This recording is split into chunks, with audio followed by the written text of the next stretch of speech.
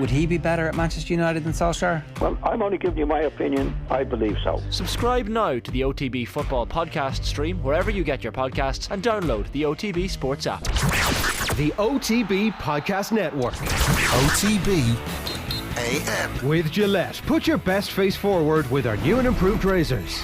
It's 7:30. This is OTB AM, and a very happy Monday to you, especially to you if you are a goalkeeper. Congratulations, your art form has reached a whole new height.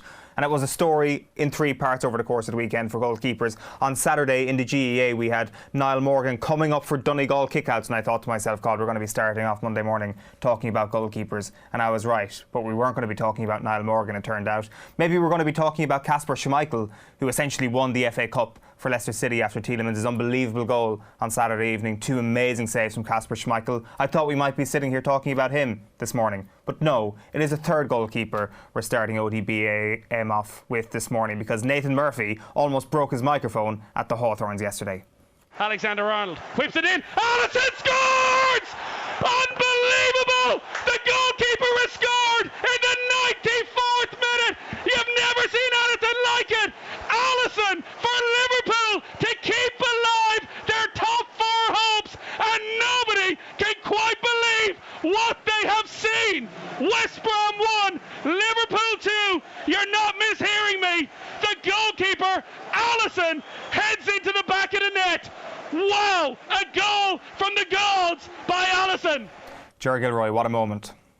Game set and match Becker. That's my favourite headline this morning. There's lots of boring Alice in Wonderland headlines, but game set and match Becker is the tab of the morning to you, and I think it's the Mirror with this sensational stuff, really. And it's interesting that Nathan says a goal from the gods, because that's also the other headline. It's the head of God, because Becker talks about how this is how God manifests. I mean, you kind of have to be a believer to get on board with that. But in that one moment, you can see why he's reached for that. And I mean, it's ridiculous. Like last week, we were blah blah blahing away 3 wins for Liverpool. Oh well, it's it's Big Sam and West Brom, and they're already down. They're on the beach. They're definitely going to win this game. And they didn't. They didn't definitely win the game. They needed the 95th minute winner from the goalkeeper, who's coming up at the very end of the game, where the whole team has literally lost its spirit. Like Sadio Mane's face as the ball goes out again and again in the last 10 minutes is like, oh, we're not going to do this. This is gone from us now. So I don't know. I mean, there's still 2 games left for them to screw this up. And the last game is against Roy Hodgson, probably his last ever game as a Premier League manager. And Palace looked a bit sticky against Villa yesterday, winning 3-2 in the end. So I don't know. I mean, there's going to be a few twists and turns in the race for the top 4. At the same time, would you be disinclined to bet on them winning next season's Champions League at the moment? I'd like to know what odds they are. Or the Premier League. I genuinely think Liverpool are a contender next season, but that's maybe a story for another day. Just to go back to Alisson, there was this really boring narrative out there, which probably still exists maybe if we actually drill down into the statistics, but there was this narrative out there that bringing a goalkeeper up for a corner was just a waste of time, because you have your set piece, you've practiced it in training week in, week out, and chances are Alisson Becker is not involved in the practice for a corner, so he actually disrupts things when he comes up for a goalkeeper. That was certainly the narrative out there, but Jurgen Klopp was like, screw that, go up, get involved, and I'm just happy that that was proven to be the most zero crack narrative in the history of football. Bring the goalkeepers up, let them get involved, let them do a Peter Schmeichel, and now it'll be forever known as let them do an Alisson Becker. The first headed goal ever by a Premier League goalkeeper. Is it? I didn't know that. So they normally just scissors kick it to the net from a metre out after a goal might scramble. Is that what happens? Or they're playing in Stoke and the wind is at their back and the ball bounces over the opposition keeper from a goal kick. They are the 2 scenarios, a volley or a half volley or a quarter volley, or yes, a wind, a gust from the gods that takes it over the opposition goalkeeper's head, but not like yesterday. And like what a header it was is the thing here. It had to be directed into the far corner in just brilliant fashion, like Steven Gerrard in Istanbul. The post-match interview suggested that it wasn't Klopp who was urging him to get up there at all. It was somebody else's name I didn't recognise. I can't remember now. Pep Lijnders, is it? Perhaps. And the fact was that I don't know. Anyway, so he claims when the ball is flighted over, he's like, I need to get that into the far post now, because that's exactly the bit that's not being protected. So, I mean, do you suddenly change things and start bringing Alisson up if this is as good as he is at heading the ball from corners? Like it was, hang on, do you just bring him up all the time? And maybe that narrative of he claims that he practices sometimes. So I don't know. Very, very strange. Absolutely brilliant. And sorry, I mean, I see what you've done here, Owen. I'm watching you. The person in the world, in world sport, who was most happy with the fact that Alisson scored that goal yesterday, none other than Peter Keane, because it meant that we're not all talking about the hat-trick of David Clifford. It meant that we're not all talking about how amazing the Kerry footballers' response has been to being dumped out of the championship. This is the first time that we've seen them, and they were absolutely sensational on Saturday. They were incredible. All their best young players playing really well, strength and depth in the forward line. We know the defence wasn't the problem last year. We knew that like somehow getting confidence into the rest of the forwards was going to be important. And there it is. It's like mushrooms overnight, just cropped up a bunch of new forwards. There's a Clifford cousin coming off the bench and kicking points too. What's going on? I mean, Peter Keane is absolutely thrilled that Alisson Becker scored a headed goal. So instead of us leading with the hat-trick, which we should be, there's this other story of similar importance. Well, I knew sport right now. I knew you would say this, so I went out of my way at the top of the show to point out that David Clifford doesn't even make it into the top 3 stories over the course of the weekend. Niall Morgan and Kasper Schmeichel are stories number 2 and 3. So it's time to talk about Kasper Schmeichel now. No, I'm only joking. We can't talk about David Clifford for as long as you want. Tommy Rooney's got on the dock here, the quote of the weekend from Peter Keane. That result could have gone the other way just as handily, which is like he is trolling the universe at this stage. That is on a level above Johnny Cooper saying Carlow were going to be a tough opponent when they got drawn against each other in that championship draw. So not only has that happened, Peter Keane is going around trolling people. Like I know there is a hotkey of you at the end of last year saying Kerry won't be within an arse's roar of the championship this year. So I'm sticking with your opinion at the end of last year because you've got a good record. You've got a good record in these crystal ball things. So I will bow to your wisdom on where Kerry are going to be this year. I don't know. I think new information came to light. I believe is what the dude would say in a circumstance like this, and the forwards are playing well. Like all joking aside, you must have been pretty happy with the performance because let's face it, there were concerns at the end of last year about whether or not this team was going to bed in and be capable of producing a performance like that. Yeah, like I mean, they were up against the worst team I've ever seen in modern Division 1.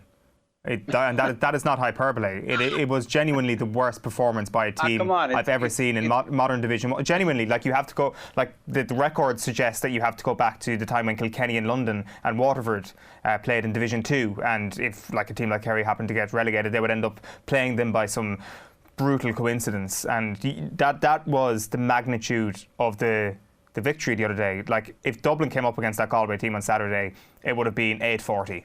And there's no getting away from that. And like like when you get into them in the performance rankings, but that is a massive factor. It was this weird social experiment where Pádraic Joyce was like, what would happen if we let some of these really good forwards play with one man beside them with 40 yards of open space in front of them? Well, they got their answer. That is why we saw what we saw on Saturday. Now, of course, it's incredibly pleasing to see forwards take advantage of those opportunities. But maybe these are the sort of things that we see that actually occur in challenge matches that we are not privy to.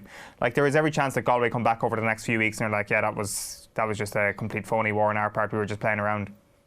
Yeah, well, I mean, if you look at how Galway played against Mayo twice last season in the space of 4 or 5 weeks, and the difference between the first game and the second game, it's chalk and cheese. Was it an 18-point difference? I can't really remember what the full winning margin was, but they lost the kind of final by a single point, and so they know how to put the defensive structure in place at the touch of a button, given all the work that Kevin Walsh has done over the years before this management team came in. So I wouldn't be too worried about that. But like legitimately, and I know you're trying to deflect and diffuse the attention here, like that is one of those performances that just gives a team the confidence to go on. Now maybe next week they try and dampen things down and they do a mad training session on the morning of the game to make sure that they don't overrun the next opponents. But it feels like this is a Kerry team who have got the confidence they needed to build on the All-Ireland final performance from now 2 years ago. And also, it strikes me that they're far more a summer team than a depths of winter team when you have youthful exuberance and you have ball-playing talent and skill that isn't going to somehow be equalised in the weather. Because let's face it, Cork, no great shakes either. Put to the sword by Kildare, mighty Kildare, who, all of a sudden I think are going to be licking their chops about what's going on in Leinster, right? Because that's a 50-50 championship any day of the year. That result could definitely go either way. John Achterberg, the goalkeeping coach, was who you were thinking of a moment ago, Ger, when it came to, Emma was just tipping us off there. So, that's even more impressive that the goalkeeping coach was involved in this, because it would suggest that there's some sort of method to the madness of what happened. It is this incredible moment which marks this mad season. We are going to have Nathan with us after 8 o'clock this morning to talk us through his out-of-body experience that seemed to happen last night. It's a brilliant piece of commentary. We're going to be playing it for you again and again and again this morning. It is 20 to 8 on this Monday morning. OTB AM live in association with Gillette. Good morning. Start with Gillette, giving you the confidence to tackle the day ahead. As you can see, the performance rankings coming in just a moment. Football with Nathan, and then Vinnie Perth from 8 to 8:15. Cyril Farrell is going to join us at 8:30. Who stole our game is the front page of the Irish Examiner sports section this morning. We'll be asking Cyril Farrell, who stole hurling? Alan Quinlan will be with us at 9:15 to reflect on the fact that the Rainbow Cup is all of a sudden a good sports competition, and Anthony Moyles will be up after 9 o'clock to reflect on the Gaelic football weekend. Brian Kerr and the Sunday papers then from 9:30 to 10. We would love to hear from you this morning. You can tweet us at Off The Ball, or you can comment on the YouTube stream if that is where you're watching, and we would love to get your thoughts on the performance rankings. That wasn't an All-Ireland winning performance. Probably should have won the game based on their second half performance. Is it a step too far to say it was the performance so far of the World Cup? Maybe not. OTBAM's performance rankings with Gillette. I'm scratching my head. That performance was just lacked that intensity. Every Monday morning on OTBAM, we're looking for your suggestions around the performance rankings. Enter and you will be in with a chance to win a Gillette starter pack. We'll pick out the winner before 9:30 this morning, and you can tweet us at Off The Ball. You can comment on our Instagram stories, and you can WhatsApp us as well. 0879 180 180, 0879 180 180. So any of your suggestions that are either in these five or outside of these five, we would warmly welcome. Let's have a look at what is on the colour scale today. So the bad, the good, the grand. So Galway football is in the bad here. We've kind of touched on this already, Ger, but do Galway in a weird way almost have learned experience of how to be so bad in the league game and then turn it around in a few weeks' time? It's just because we can't say for sure this is their season gone. It was just so astonishingly bad. It was worse than the Mayo performance last year in many ways, with such quality in the squad. I thought that as a result of what happened last year in the league, they would have been much better primed for the weekend, because maybe they felt that, sure, they closed the gap on Mayo when it came to the championship, but maybe that 1 point defeat becomes a draw game or an narrow win for Galway. Had they won the league game, had there been that little bit of a psychological boost of beating Mayo, or just not getting hammered by Mayo. So I can't see a world in which Galway would deliberately underprepare or deliberately try to be cute about this year's league. It's a tough division. They're in with Kerry and Dublin. They don't want to get relegated. There's no benefit to what happened last weekend. So, I'm just putting this down as a horrific performance, which is not to say that they're not going to bounce back. But I'm astonished, especially after listening to Michael Meehan on the show last week, when the sounds were pretty positive around this football team. The sounds were really positive, and the sounds were really positive on the Andy Moore and Paddy Andrews football pod as well. There was a sense that there was a bunch of new young players coming through, that they had some returning players, particularly around the midfield area, who were going to help. And there was no evidence of that in the game against Kerry at the weekend. You would say that of all the years, I don't think teams care about getting relegated this year in many ways, because who knows what the format is going to actually be next year. And if you're a management team who is facing down the barrel of a competitive provincial championship and a pathway to an All-Ireland semi-final where you've got to be tuned in from the very second that championship starts, then I think that if you're Galway, the point you made earlier on, challenge matches, this is a challenge match for them. And so therefore, getting hockeyed in a game like this is probably less relevant. Would they, if they were in the championship against Kerry, allow Clifford to be given the freedom of the pitch the way he was? Would they not have put some defensive structure in place? So that's the one thing that makes me think that this is less relevant from a Galway perspective in the long run than we might, this is Overreaction Monday. We're allowed to overreact to stuff because we have so little evidence available to us. First game out, I think that it's pretty easy for us to overreact to it. If they get hockeyed again in the league, I don't think it really matters, because I think that management team in particular, very smart, really understand defensive structures as well. I know that the Let's Restore Galway to their swashbuckling best was kind of the ticket on which Pádraic Joyce was elected manager. But, Divilly, for example, very, very smart football man, fully understands how a defence is supposed to function and what role the stopper is supposed to have, and what role the creator is supposed to have. And thinking about it, and I think that the best point that you made so far was that point when we were talking at the top of the show about this is what happens in matches that we never get to see. But all of a sudden, some teams are going to be treating this as an opportunity. If you're Dublin, for example, you need to hit the ground running here because you won't have a meaningful game until the All-Ireland semi-final. If you're Galway, you need to taper up to a point where over the course of the Connacht Championship, you're peaking for those big games. And so I can see how they're in the red, though. And I can see how if you're a Galway supporter, you're like, so we conceded 323 against Mayo in the league last year. It's a lot of goals that we're shipping. How do we stop that? Yeah, like that is why they're in the red, is that they do have such a talented management team, it seems, and such a talented group of players, that this was a massive underperformance. And you don't need to be trying to keep your cards close to your chest to put in place a defensive system that might stop you from leaking 10 proper goal chances, because you might not be able to go as far as describing Kerry as clinical on Saturday. That is the really worrying thing for Galway, that I'm telling you, Dublin would have scored more goals, much more goals on Saturday, which is the remarkable thing. We're going to come back to this in just a moment. We should touch on Chelsea here, who are also in the red this morning, hammered 4-0 yesterday in the Champions League final. They were down 4-0 by the 36th minute.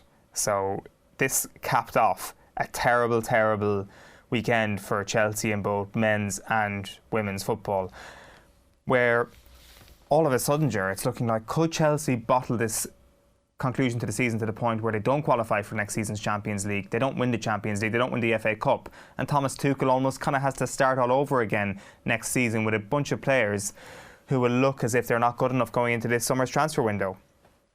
It'd be really interesting if they did bottle everything, wouldn't it? Because the bit where we were anointing Tuchel, and we were guilty of it, where we were anointing Tuchel the next super manager and Chelsea automatic contenders next season, that could go a bit pear-shaped really quickly over the next 2 weeks.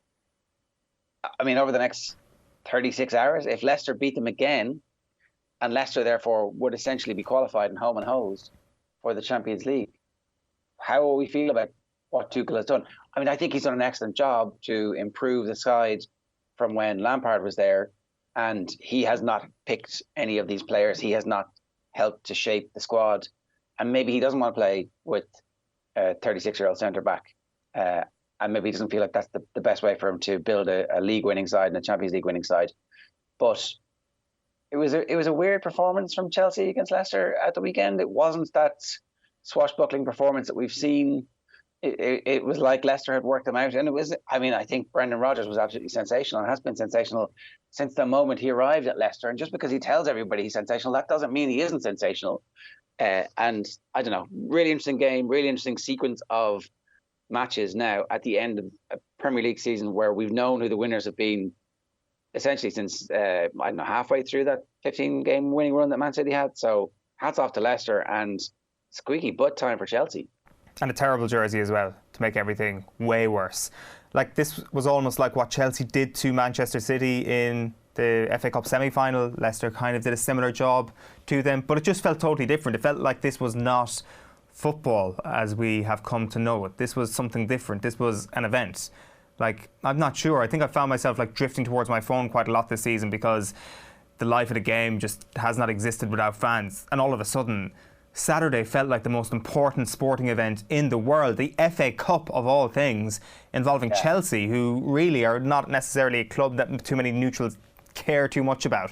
I was absolutely rooting against them with every passing moment because of the fact that there was this massive energy inside Wembley Stadium. It was an amazing TV event.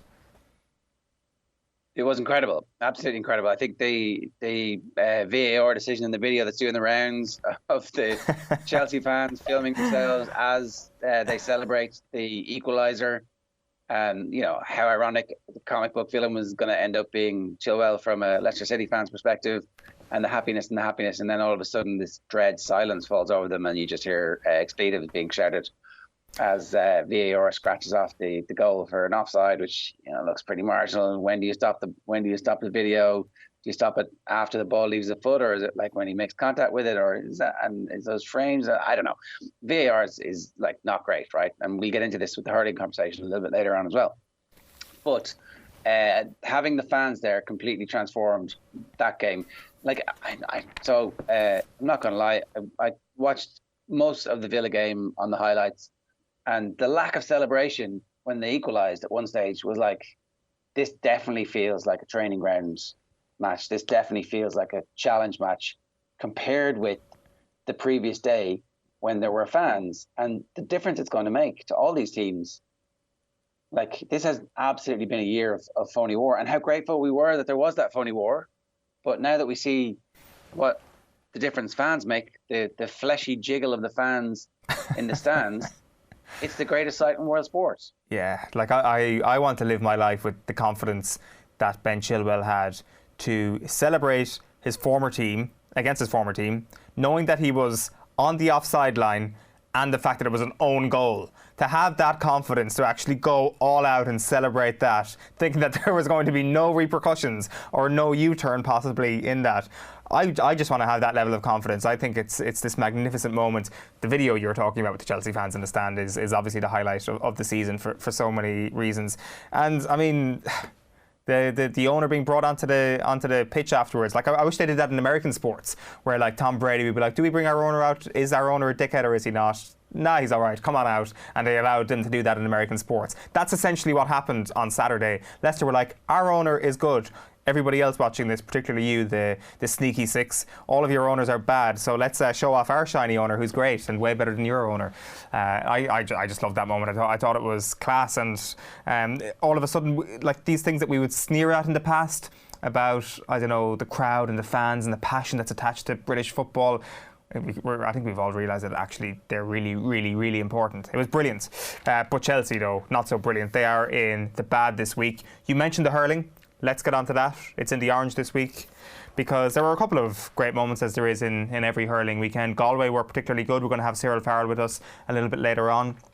But this is like that VAR Monday. Do you remember when there was like 1 million penalties given in the Premier League, and it was like Brexit debate all over again when VAR that Monday was just international news. Everybody was debating it. This is that Monday for hurling. As I say at the front of the Examiner, who stole our game is probably a question that sums up the mood of a lot of managers. John Kiley in particular, desperately unhappy, especially when it comes to some of the Galway simulation, which I had imagined won't go down well with Galway hurling fans. Like we talked at length several times in the build-up to this about if you absolutely imbue every free within a certain area with the potential for there to be a penalty, then players are going to take advantage of that opportunity, and at the slightest hint of contact, they're going to go down to make sure the referee understands that there was contact and this foul was cynical, and so therefore it stopped a goal scoring opportunity. It is in every sport. It is literally, it's the picture you paint for the referee, is how rugby talk about it. And generally it's like, oh, you've got to paint a good picture. But equally, there are those people who are trying to make sure that you're painting a bad picture, the dark arts, they call it. In football, it's diving. And was the intended consequence that you would introduce the art of the dive into hurling and football? I think it probably wasn't. And so therefore, this is definitely one of those, the cane toads have been released into the Australian society. Let's see what happens. Well, they're going to grow fat and bulbous and take over. That's what happened. Like, we've all seen the Simpsons episode, right? So, look, I don't know. I just feel I feel two things about this. One, the hurling managers have notoriously been the most conservative and anti-change of any of the groups in history in Ireland. And let's face it, we're a super conservative country. So that's saying something. I don't think they've ever seen a rule change that they liked. So you've got to bear that in mind. And then the other thing is that they might be right about this. There's a possibility that there's some hybrid version where you do need to punish the cynical fouling that we saw, and you also need to allow the game to get, like, to be close to the perfection that it was. So what's the answer, Owen? Yeah, I know it's that, like, we might try and tease this out with Cyril Farrell later. We will try and tease it out later on, but whether or not we're going to arrive at an answer remains to be seen. I see Anthony Daly in The Examiner is talking about how many football tenets have become key cornerstones of hurling coaching. So he's firmly blaming blaming this on football coaches and what they've brought to hurling recently, because we can't all blame this on referees. Like, we can to a certain degree in terms of the recent changes over the last couple of weeks, for example, but hurling hasn't exactly been moving in a great direction over the last couple of years. Of course, it's absolutely blasphemous to suggest that such a thing might actually be the case, but like in many ways, what do you mean? In many ways, like hurling has now just turned into a situation where are you strong enough to puck the ball a long distance? And like, I mean, Cork against Tip was a decent game on Saturday night, but like Jason Ford, when he brings it back to level scores after 75 minutes or something like that, he is standing inside his own 65 and he's still got about 20 yards to spare. Neil McManus, when he launches that one from inside Antrim's half against Clare last week, an amazing little turn, and then pucks the ball over from deep inside his own 65, again with another 20-30 yards to spare. It's like, wow, good job, you can puck the ball 100 yards. Well done you. But that's what everybody can do now. Everybody can score from deep within their own half. That should be just scoring from within your own half should be a rare, weird thing. Now it's becoming the norm in hurling. It is the norm. Every game you see an inside your own half score regularly. Yeah, but so all of a sudden then defences are going to have to start taking account of the player inside their own 45 who is able to score from there, and I think that's going to bring. What about the freeze? Like the game is going through an evolution, right? I mean, when you can't foul somebody in the opposition half. For example, well then don't foul somebody inside the opposition half. That's actually a really good thing. If you can't now foul somebody without the fear of giving away a score, then that actually means that you're going to see a much cleaner, crisper, more silky, cleaner or unphysical hurling match. What? Cleaner or non-physical? I would say it's moving towards the latter. I don't think so, Owen. I think that you absolutely still see good physical challenges and good competition for the ball, because the referees aren't going to blow up for shoulders. I think Kevin Durant from downtown in Game 3 against the Cleveland Cavaliers, just before half time, or was it it was just before half time, close to the halfway line. You're not complaining about the fact that Kevin Durant and loads of people can score threes. You're like, wow. That's threes amazing. are different. What an amazing bit of skill. Threes are different. Threes are very different to scoring within your own. If Steph Curry scores from the halfway line, you're like, that is amazing.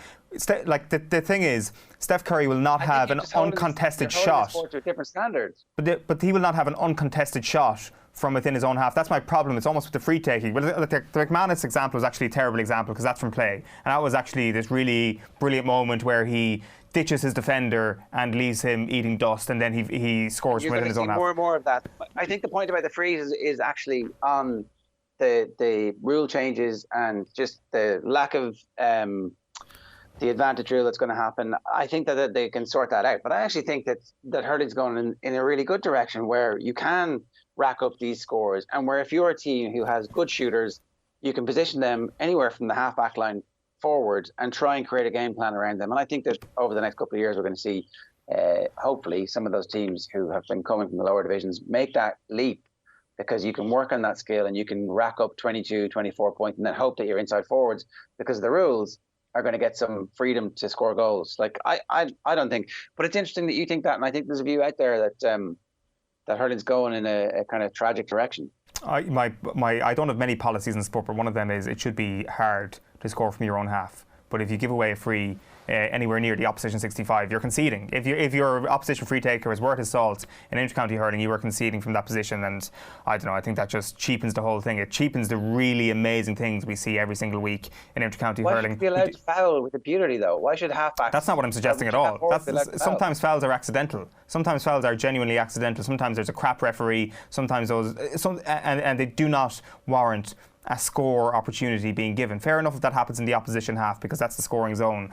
But all of a sudden fouling anywhere on the hurling pitch is becoming a scoring opportunity for the opponent, and I'm not on board for that. There's a couple of things we want to get to in the good. There are some good things. We've got like a minute, so we've got all the negatives out of the way, which is good. Football is the winner, as you can see there in the green. I think we've covered this in fairness. The FA Cup final on Saturday night, just this magnificent television experience. And then at number 1 here in the good is the contenders. We've had plenty of reaction in on what these should be. We've got David saying David Clifford is in the green, small touch of a goat about him. We've got M. Martin saying all good and well, Ger, with Kerry, but how poor are Galway? From a Galway man, I wouldn't look too much into Kerry's performance, as Galway were shocking. So are we doing that? Are we reading a lot into Kerry's performance, or are we saying challenge game this morning? No, we're not. We're saying Kerry are absolutely sensational. Will on YouTube says, do not let Sheehan play down this Kerry win. Last year, Galway were considered one of the potential Champo winners, and Kerry disemboweled them, Japanese style. Build the Kerry hype. The hype train is leaving the station today. Get on board. It Kerry's All Ireland to lose. Yeah, that's like, I mean, they've carved themselves out as a contender. I think it's fair to say after the weekend. Like, no question about it. Nobody's going to try and play that down. The greatest footballer of all time, in the peak of his powers. No question about that. I'm being told to read the comments. Unfortunately, we don't have time for analysis on that right now. But we will get Anthony Moyles' take on that a little bit later on. James McCullough says Munster should be in the red for performance rankings. To lose at home to Connacht when they're the only team going full throttle for this pointless trophy is shocking. We've got Niall McCann saying get Carlo Ancelotti into the red. Yassine says Allison for scoring that winner, obviously, and Schmeichel for 2 world-class saves. A good weekend to be a goalkeeper. As I say, David is suggesting David Clifford in the green. Oisin says get Kieran Donaghy in the green. Armagh forwards were very dangerous. It was a great performance from Armagh in patches yesterday. And Thomas Kane says Donegal should be in the green, beating Tyrone away in a high-scoring game. So we should also give a mention to Rashida Adeleke, who broke Phil Healy's 200-metre Irish record on Saturday night. She ran 22.96 in Texas, where she's in college. She's now on the brink of qualifying for the Olympics, and also the Irish rowers doing Irish rowing things. Olympic record being broken as 6 boats qualify for Tokyo. 6 boats. For the sake of Irish rowing everywhere, we really hope that the Tokyo Olympics goes ahead. Later this morning on OTB AM, we're going to pick a winner for Monday's Gillette Starter Pack. You still have time to send us in your suggestions. You can tweet us at Off The Ball. You can comment on our Instagram story or WhatsApp us at 0879 180 180. That is it for the performance rankings. OTBAM's performance rankings with Gillette. It is 8:02 on this Monday morning. Packed show still to come here on OTBAM. We've got hurling with Cyril Farrell. We've got rugby with Alan Quinlan. We will be talking Gaelic football with Anthony Moyles after 9. We are back after these, though, talking the Premier League with Nathan Murphy. OTB AM. Alexander Arnold whips it in. Allison scores! Unbelievable! The goalkeeper has scored in the 94th minute. You've never seen anything like it. Allison for Liverpool to keep alive their top 4 hopes, and nobody can quite believe what they have seen. West Brom 1, Liverpool 2. You're not mishearing me. The goalkeeper, Allison, heads into the back of the net. Wow, a goal from the gods by Allison. Nathan Murphy, how is the voice this morning? Hanging in there, just about hanging in there. May have lost the run of myself there. You're well within your rights to lose run of yourself there. You literally say in commentary you haven't seen anything like this. It was right up there as one of the most extraordinary things we've ever seen in the Premier League. In the sports, Tiger Woods 2005 and the 16th at Augusta, it's the same stuff. Now they've got to qualify for the Champions League, obviously. I think that's the one caveat you would put on this. That goal will gain in folklore if Liverpool go on and win their last 2 games and finish inside the top 4 because of what it will mean to the club. And if they can go on a run in the Champions League, people will constantly go back. If they don't beat Burnley or Crystal Palace and they miss out, it'll be one of those moments I think that Liverpool fans will probably be mocked for in years to come as to how they celebrated it at the time. But I think it was one of those great goals because it was so unexpected. There's times in matches late in games where you're expecting a team to grab a goal, where they're laying siege on the opposition and you just feel one's coming. That wasn't the case yesterday. Liverpool were done. They had thrown everything at West Brom in the first 75, 80 minutes and it felt like they'd nothing left in the tank in the last 5-10 minutes into injury time. It was past 94. You're just looking at Mike Dean, the referee, to blow the whistle. and you're writing off Liverpool's Champions League hopes. You're looking at their season in a totally different way, as one of real failure. And then out of nothing, for the goalkeeper, first time in Liverpool's history, a goalkeeper has scored for the club. And to do it at a moment of such importance, I know there have been goals from goalkeepers in the Premier League before, 6 of them, but none of them have been like that. And in some ways, the stats probably show the folly of sending your goalkeeper up, because I think it was the first time a goalkeeper ever scored a header in the Premier League. But what a header it was as well. And I think what made it also was instantly you could tell what it meant to Alisson. Obviously, there's no fans in the stadium, so he's not running down to find the away supporters. But the way that he reacted was everything that has happened to him over the past 3 months with the passing of his father just came straight away. And also the delight that all his teammates clearly had, not just for the goal, but for him personally. So, yeah, it was a very special moment, and one that we probably won't see again, that sort of drama. You said in commentary it was a goal from the gods, which was kind of this haunting thing, because Alisson will go on to say basically the exact same thing in his post-match interview. Was that a reference to Alisson's own year, or was it just kind of like spur of the moment stuff?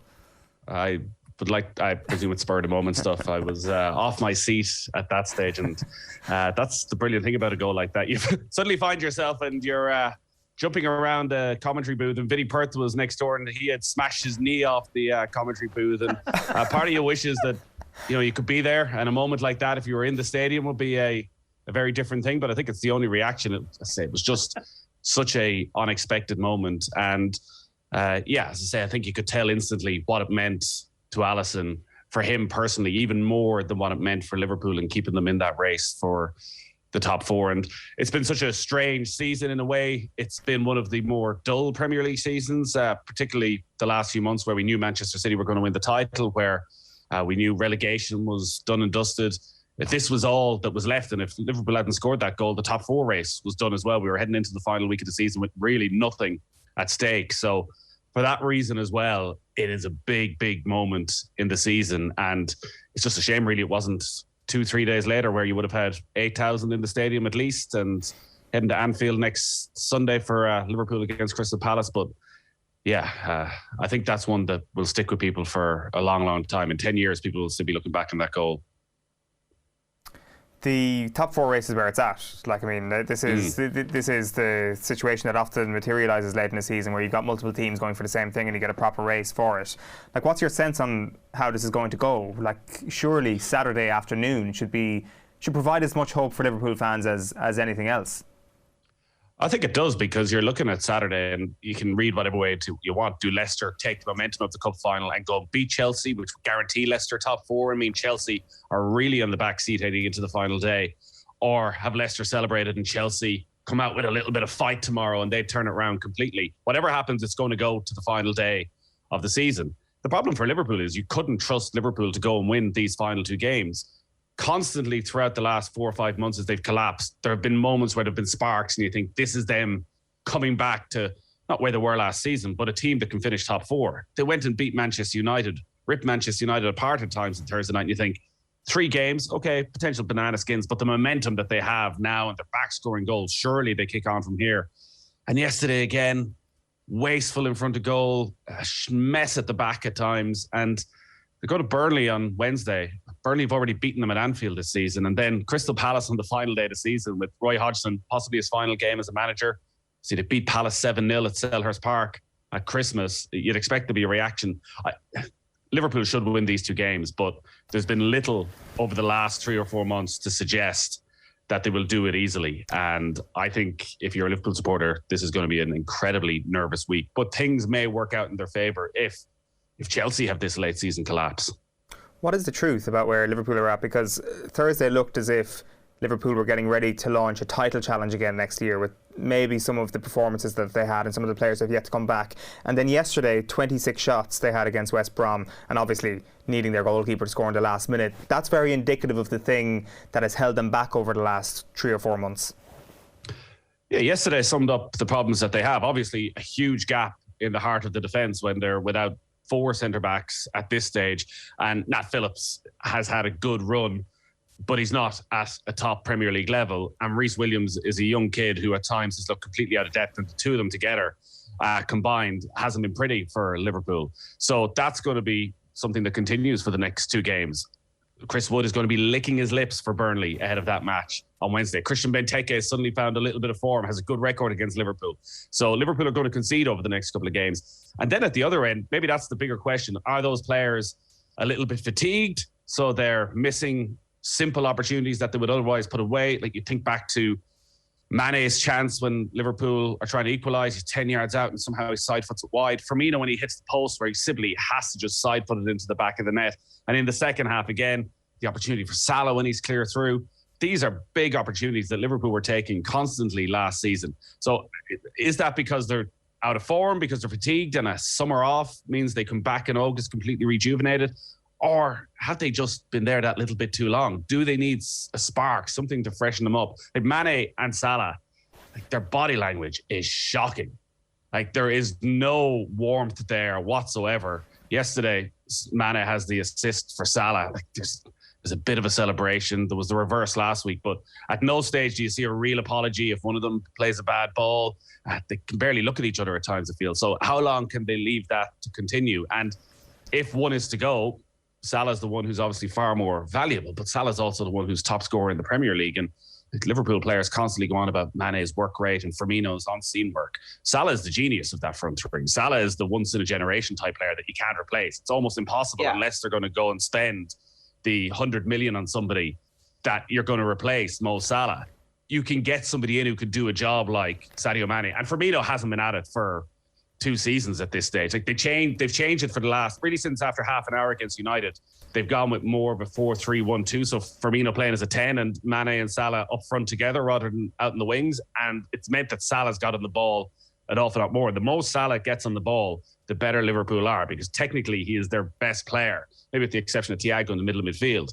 But from the attacking three, he's the one who creates everything. And like if Mane's work rate isn't what it was, he's always been a funny finisher. He's never been the most technically gifted finisher. Everything seems to sort of bobble in off.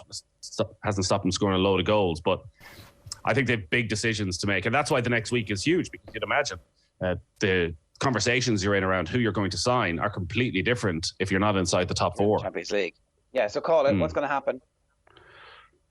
It's hard to believe that Liverpool won't reach the top 4 after that moment yesterday. I wouldn't be surprised if Leicester went to beat Chelsea tomorrow night, and if Liverpool ended up drawing with Burnley and then somehow, I don't know, it goes to the final day and there's a bit more magic and drama. I think it'll be Leicester and Liverpool will be the top 4. But to be quite honest, I wouldn't be surprised with anything that happens from all 3 clubs over the next few days. I would love to see Leicester finish in the top 4 after what happened on Saturday in particular, and you see what sort of a club they are. I'd love them to do it so they can keep the best players. I'd love them to keep Yuri Tielemans and Ndidi in the middle of midfield, and to keep Fofana and Soyuncu at the back, and bring back James Justin.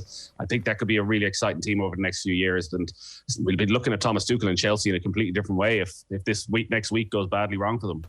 Well, okay, just very quickly, because we're nearly out of time, but in the instance where Leicester finished 3rd and Liverpool finished 4th, then all of a sudden every Liverpool fan in the world is cheering on Man City, because I don't know if I'm right here, but if Chelsea win, no, 5 teams go through. No, 5 teams. If Chelsea win and they finish inside the top 4, there won't be a 5th spot. But if Chelsea finish 5th and they win the Champions League, there will be 5. And United win the Europa League? It makes no difference. So the only way there can be a 5th or 6th team is if it is the winning team in the Champions League or Europa League final and they finish outside the top 4. Okay, so what happens?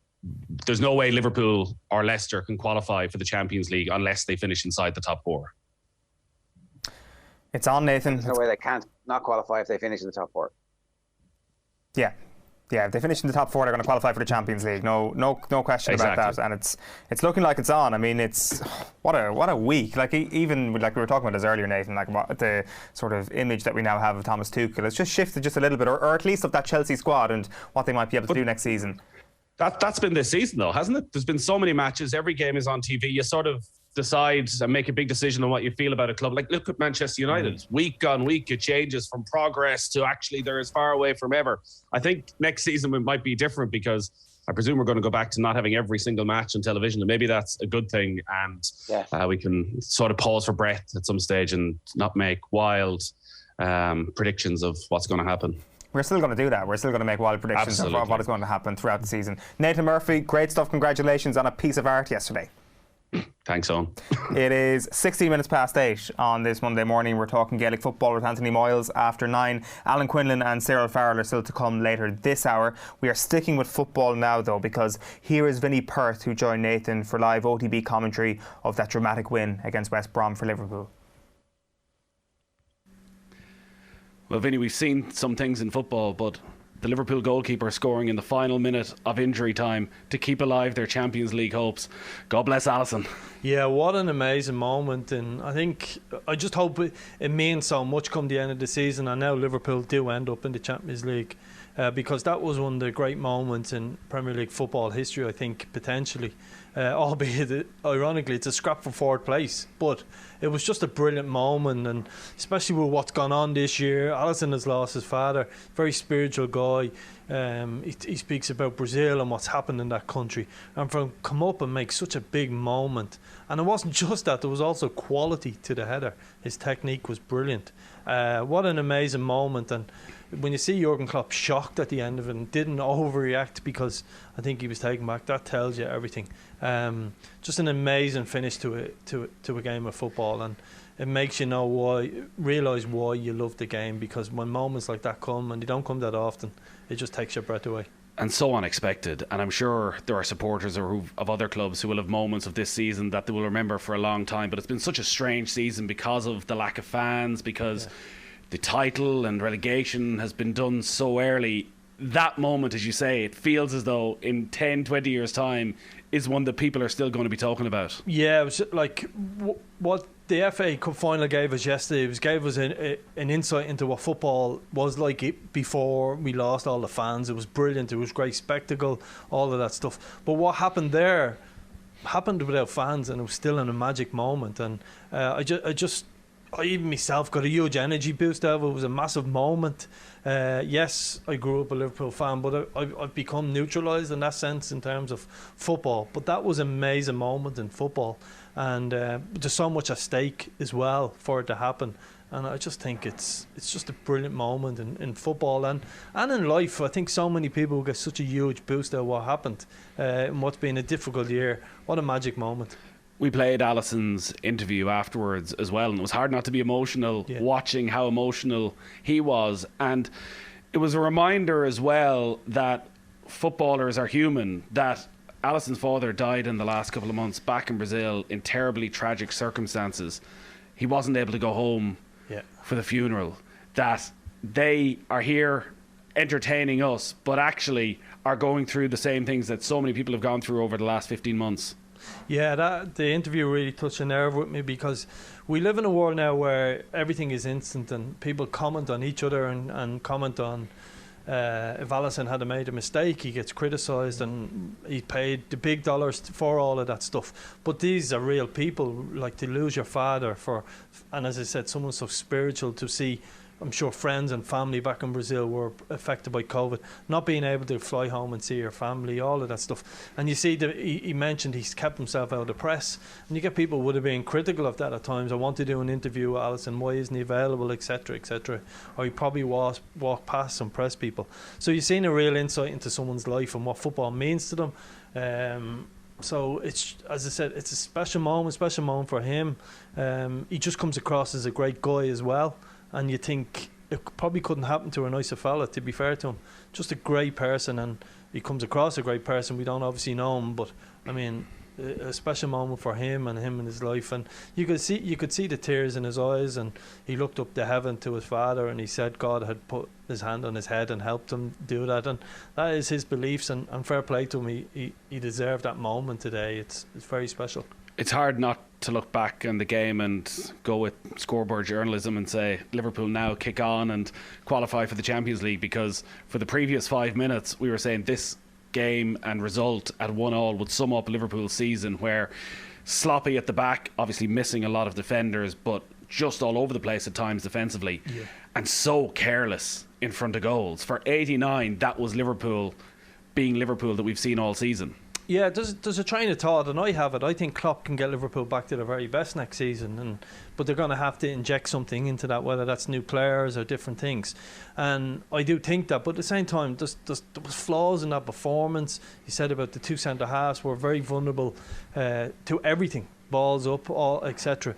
But you look at Firmino's chance early on, and it's like almost like a training exercise where he's trying to bend it into the corner as opposed to just putting them chances away, and they haven't taken their chances, and as a result they've put themselves under pressure to defend, and they're obviously not good enough at the moment to defend. And then a couple of times I'm reluctant to be critical of Klopp, but I felt he got the changes wrong. Shaqiri is not a Liverpool player in my eyes, and when he came on it took away from what you were doing well at, and he stopped creating chances when he came on, ironically, and that was for me a tactical error at the time. Is that a flaw in Klopp? Because that seems to happen on a regular basis. He loves to make changes in midfield, and at times you've seen Wijnaldum come off and Curtis Jones come on for the last 20 minutes, and as you say, all the momentum is just lost. Yeah, I think it's hard to say it's a flaw in his. At times I can understand Curtis Jones coming on because does a goal threaten him, and you would think there isn't Shaqiri. But what happened was they changed the way they were playing. They went from their 4-3-3 to basically 4-2-4 with Shaqiri up front. But the biggest threat, and for 70 minutes, Trent Alexander was world class. He was Liverpool's biggest threat. He was the one going to cause something. What was happening on the opposite side with Curtis Jones wasn't creating enough. So the natural replacement for me was Wijnaldum. He tried to get in behind a couple of times, etc. But once he brought Shaqiri on, then there was no space for Trent Alexander to cause problems, and it just became dull. Didn't look like you were going to create a lot. Albeit then when Wijnaldum came on, that was a good change. And he should have scored as well with a side foot finish from a lovely layoff from Salah. So look, it's hard to be critical of Jurgen Klopp. He's done an amazing job at Liverpool. I just think tactically this year there's been mistakes, and they were potentially found out today. Why are they missing so many chances? Listen, in football you talk about big moments change everything. A lot of people don't remember the great moment against Everton where the ball hits the crossbar and in the 94th minute and Origi heads it in from a yard. They just think Liverpool won the league last year and they dominated and beat teams. Football has changes on big moments over the years. There's so many little moments. And I just think for Firmino up front hasn't been good enough, and Mane doesn't look happy in the club. And the two of them Salah has carried them for goals. He may have not played well, but he's 22 goals. He looks like he probably, I think, with the teams they have to play over what Spurs have to play, he probably end up top scorer in the league this year. He's carried them with goals. And I don't think, in fairness, both fullbacks have been offered a little bit there, generally create chances, albeit Trent has been brilliant since he was left out of Liverpool. They create chances for them. So I think it's a whole combination of things. And then as a team, you're always wondered, are your team going to concede? And with the loss of the two centre-halves, they've just looked vulnerable in behind. So there's just a lack of confidence running right through the middle of the team. Sam Allardyce will have plenty of reason to be peeved with the refereeing decision twice. The way the camera was going, we didn't see initially what had happened for Liverpool's first goal, and we were confused as to why it was a free kick that they took quickly that seemed fine, but then actually it was a drop ball that they just allowed Liverpool to take, and it ends up in a goal. And then the second one is given as offside for a player being in front of the goalkeeper. Both of those wrong decisions? Yeah, I think the free kick for Liverpool, which allowed Fabinho take a quick to Firmino and then Liverpool gone, was wrong decision. Fabinho ran into the back of the referee and he seemed to blow the whistle. And it's a hot ball. It's a hot ball, and it's just mad stuff, and it just doesn't make sense unless we've missed something. I don't think we have. And then the header for the goal is just, there's nothing wrong with it. He's about 4 yards, maybe 3 yards in front of Alisson. Yes, he's blocking his view, but he's not interfering in that sense. And it's people in Stockley Park making football decisions who've never played football before. That's not interfering with the goalkeeper. Is it not? Because if he's standing right in front of him, if if that's not, could you not put a player in front of the goalkeeper all the time? Yeah, but I would agree with that if he was a half a yard in front of him, a yard. He's 3-4 yards in front of him. And where else is he meant to be? He's entitled to be in that area. And to be fair, the header is going towards the corner. It's not going straight at him, where it went straight over that player's head. So there's enough space, I feel, between the attacker and the header for Alisson to see the ball. So I think it's a massive mistake, and I think Allardyce will not be happy with the two key decisions. But in football, you've got to take your luck. Big moments and things swung. And we said it in commentary at the time. This is now, Liverpool have got away with one. Go and capitalise on it. Didn't think they would, but they certainly did. In terms of where Liverpool go next season, we'll be able to have a conversation far better in a week's time. Yeah. If they're in the Champions League, they're probably in a position they can sign who they want. If they miss out, maybe they have to rethink things. How they get through the next week, a lot is going to depend on the defence of Nat Phillips and of Reece Williams, who were all over the shop today. Yeah. I know Klopp has been talking up Phillips in particular over the last few weeks. This is going to be helter-skelter stuff, you feel? Yeah, I thought Phillips has been excellent for them, and I thought it was a mistake to leave him out of the team. And for what he lost Fabinho in midfield, he should have left Phillips into the team. I think that was a mistake. But the combination of him and Williams hasn't worked today. But to be fair, they played against Manchester United on Thursday and were very good, and that's what you get with young players. You get inconsistency.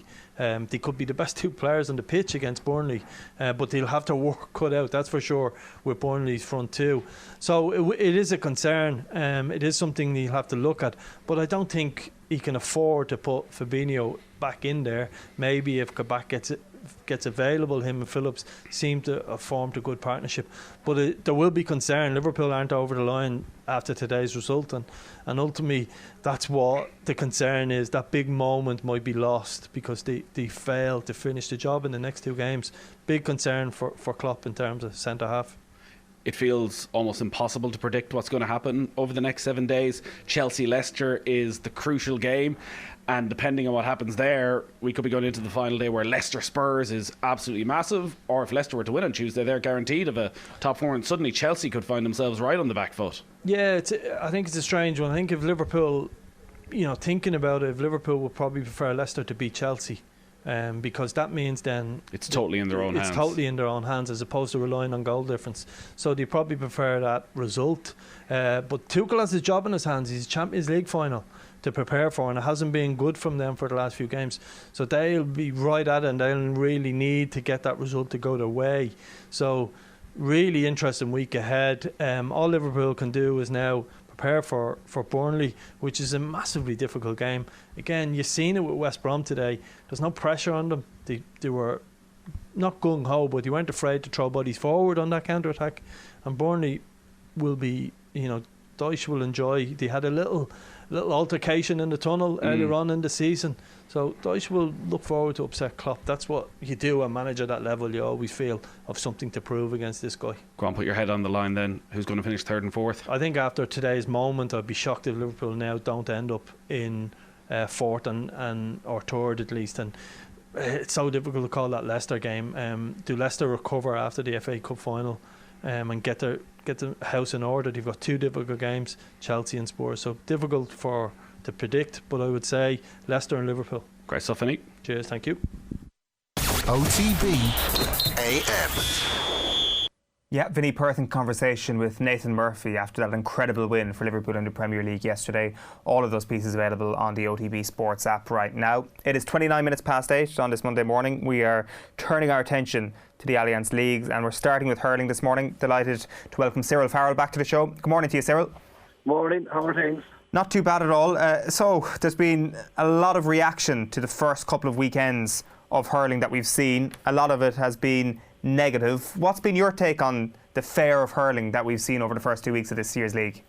Well, I suppose, again, often at the start of a league, the referees are very strict on rules, and I suppose all the frees being given, like now you have to have a really good free taker that'll get 9 out of 10 or 10 out of 11 or that, because the free counts are going up. But like yesterday in PSA, it was interesting. Like, they always set up not to stop Limerick in the sense to play their own game, no sweepers, so it's shoved up in the limit puck out, and didn't want to get bullied. That was the big thing that kind of came out of that game for me and watching it close. Like they were making sure, like physicality of Limerick is very, very strong, but this time Galway met them straight up, and the free count went Galway's way, which was kind of, unusual for a change, but definitely the free count for Galway was way higher than, it was higher compared to Limerick. I think it's about, was a 22-14 in the count, and when you're nailing the frees, it gives you a great chance of winning. That seems to be the key metric in all of these games so far. If you're winning more frees than your opponent, you've got a good chance of winning a game.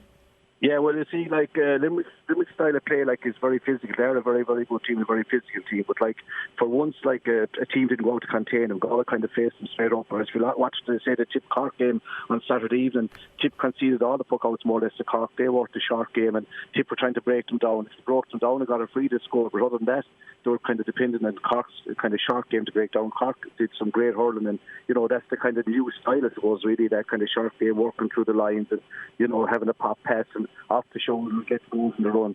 But, again, the free take, and even though Jason Ford is an immaculate free take last night or Saturday night, wasn't up to his usual high standards, even though he nailed the one near the end. But it showed the free taking is very, very getting more important. And I suppose the legislators would have to have a look at it, because you don't want to just have a free just have a free taker to win matches. You'd want to have more kind of flow in the game.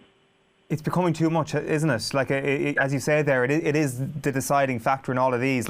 What would you change or what would you do to ensure that it doesn't become too important, the free taking? Well, I suppose you'd have to say, during the start of the league, the rules are being enforced very, very, very much. You'll always find as it goes on in the championship, it kind of eases down a bit. Okay, the rule about pulling down, but that's not where all the frees or where all the talk is coming from. It's kind of coming from say, kind of touching the physicality. They're taking that physical element out of it so far anyway. Now, we might come back into it, and there's a big outcry about it. But, I suppose it was always there if you wanted to kind of follow the letter of the law. But, usually in hurling, it's kind of let flow. And now that has been stopped, it's causing consternation. After saying that, we've had some great games Wexford came back from the gate yesterday against Clare again. When Clare the man stood off, Wexford kind of good at the running game, walked the ball through the lines, and I think had about 2 goals in a minute or two, changed the whole complexion of the game. And their free taking wasn't good yesterday, which is and then to cap it all, Conor got a free out at a nearly impossible angle and scored it after all that, after missing frees, so it was unusual, really. Can I just talk a little bit about this? Because I was reading Eamon Donoghue's piece in the Irish Times before the All-Ireland hurling final last year, and he was talking about the free count, that Limerick have been racking up big numbers of frees, but they tended to be quite far from goal. So I'm not saying that it was a tactic or anything, but that they felt safe giving away frees far from goal. I don't know, are we getting to the point where you don't want teams to be tactically fouling in the full back line? What you say is true, but most teams playing Limerick up to this didn't play with 6 forwards. They played usually with a sweeper to contain, to stop Limerick and kind of go back, kind of defend, to stop them from them walking the ball through the lines. Yesterday, the big change was in the tactics that Galway played their own game. They didn't actually go out. They set up with 6 at the back, 2 midfield, 6 forwards, which is very unusual in the modern game, because usually they're kind of, playing very defensive and kind of walking through the lines. And they kind of changed. They had a long ball and the short ball, but they set up kind of to suit themselves and to kind of meet Limerick's physicality head on. Now, the free count went Galway's way. Another day it could go the other way. John Kiley after the match was very upset about it, but that can happen, I suppose, really. But it's early in the championship, and I expect Limerick next Sunday to bounce back with a big display. They're missing a few top players, and they're still very good. They're only kind of getting, they're like a giant just kind of ambling along so far. Their big thing is to retain the All-Ireland, and the game in Pearse Stadium will be forgotten about, which will probably teach him a lesson. And he's finding out that some of the young players they brought on are good hurlers, but they're not ready for the real fray yet. They're only still very young, Galway the second best team in the country at the moment? Yeah, look, when all is said and done, Galway ran very close last year, and Limerick deserved to win, but Cathal Mannion was gone off injured, and Joe Cannon, that's going to happen. They were gone off injured. And these are 2 talismans for Galway. Mannion is playing over his skin. Joe Cannon looks fantastic shape, looks in great shape and got some great scores. He's a great hurler. These guys will be on any team. That's not saying that beats Limerick. It promised to be a great summer, because Cork are coming with their style of play, walking the fast puck out, going through the lines, and Tip seem to be kind of still relying on the older players, still very hard to beat, and Waterford yesterday.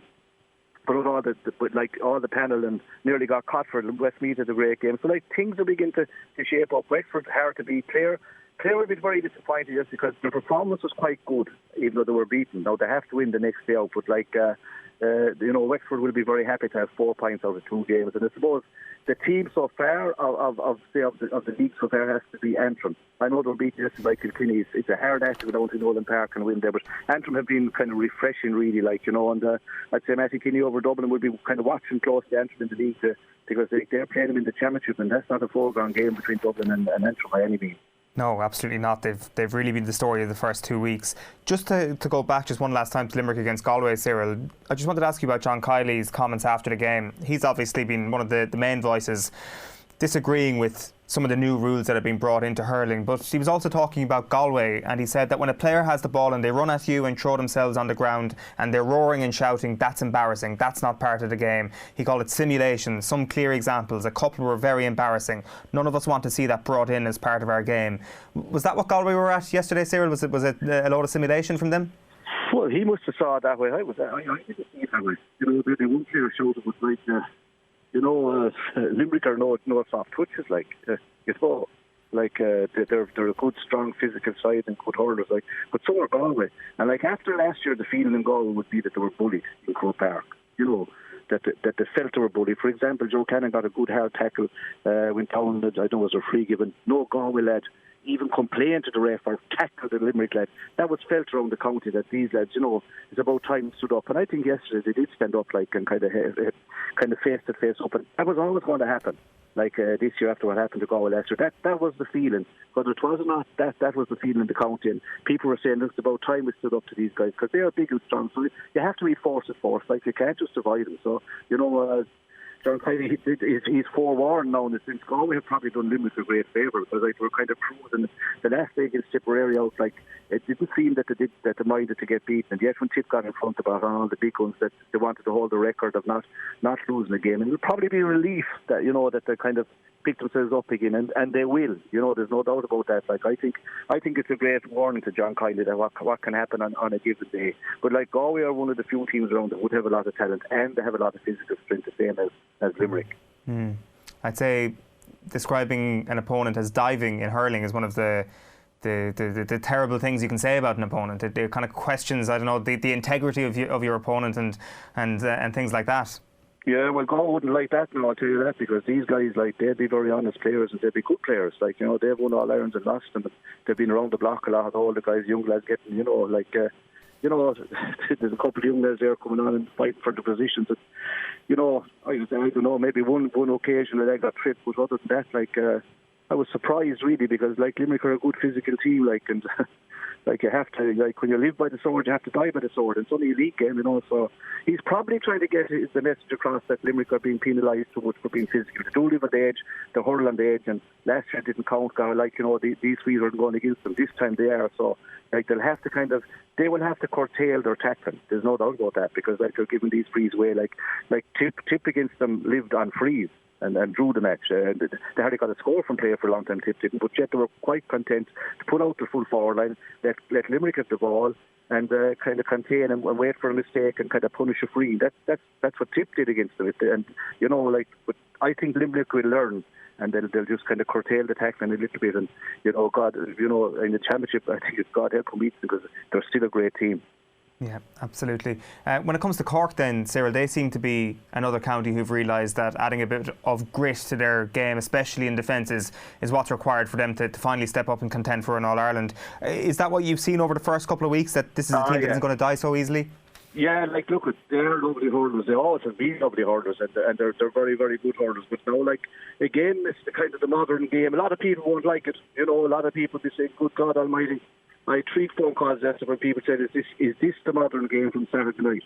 The kind of the short puck out, sweeping through the lines. Now, you see, Tip conceded the puck out, so it's easy for them to puck a chart because they're going to win it and then, kind of work it through the lines and pop off the shoulder and kind of walk the ball into the net. Now, that's an art in itself, and they are very, very good hurlers. But, their defence has tightened up, and you'd expect nothing else with the rock and roll of Grady in there. That was their masterpiece. And they have very, very good players. Now, if you give Cork room to dance, they will dance. You know what I mean? But after saying all that, they got 2 very good goals against Tipperary and still only drew the match. So, like, there will be kind of questions about themselves again when they come up against kind of a team that won't let them have that with challenge on the puck out. You know what I mean? That will shove up on the puck out. So in other words, you have to win your own ball, which to them now will be hard enough to do. But they are lovely hurlers. Like, and Young Coleman centre back is playing over his skin. You know, these guys up front are lovely. And Young Connery there, so I'm playing until the 1 year or two ago. He came on. These guys are good hurlers. Like, they have the hurling ability.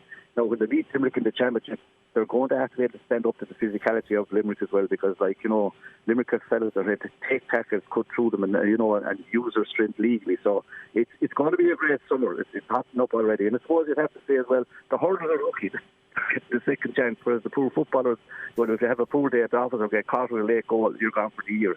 It's tough on them, like. Sir, I wanted to ask you about the experience in the backroom team of Cork. It's kind of, I was comparing it to the supergroup, the Travelling Wilburys yesterday. They've got players and management from every generation going back to the early 80s involved with the team. Just how important is that going to be, do you think? Well, you see, Cork are a very traditional and proud county. They haven't been winning, and they're probably not used to not winning. Like, you know, so they put everything, like, they're leaving no stone unturned. They're not afraid to ask the young and the old out to help. And typical Cork, like, everyone gets behind the team, and if they get on a run, if they get on a run, they'll be very, like, they have a great hurling ability and great tradition.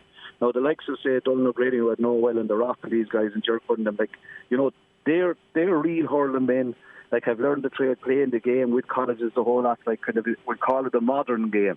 That's what they're trying to play now, because it kind of suits their hurlers.